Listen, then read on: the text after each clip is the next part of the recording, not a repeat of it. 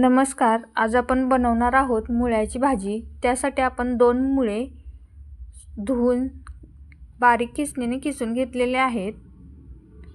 मुळे किसून घेतल्यानंतर त्यामध्ये थोडंसं मीठ टाकून 5 ते 10 मिनिटांसाठी झाकून ठेवायचे आहेत.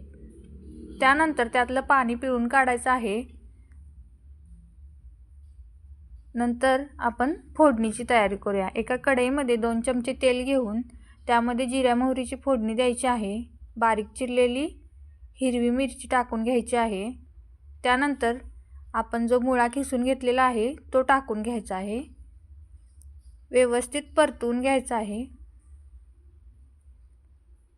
त्यामध्ये चवीपुरता मीठ, हिंग, हळद आणि मूग डाळ टाकून घ्यायची आहे. मूग डाळ ही ऑप्शनल आहे. तुम्हाला हवी असल्यास तुम्ही टाकू शकता, नाहीतर स्किप केली तरी चालेल. आम्हाला आवडते मूग डाळ, त्यामुळे आम्ही टाकलेले आहे. त्यानंतर झाकण ठेवून वाफेवरती भाजी शिजवून घ्यायची आहे. 10 मिनिटांनंतर आपली भाजी व्यवस्थित शिजली जाते.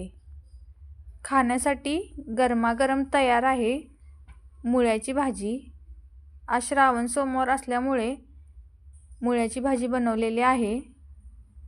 वांग्याचं भरीत, तांदळाची भाकरी, कोशिंबीर आणि वरण भात बनवलेला आहे. तुमच्या इथे सोमवारसाठी काय काय बनवलं जातं नक्कीच सांगा. व्हिडिओ कसा वाटला कमेंटमध्ये नक्की सांगा. चॅनलला लाईक करा, शेअर करा, सबस्क्राईब करायला विसरू नका. धन्यवाद.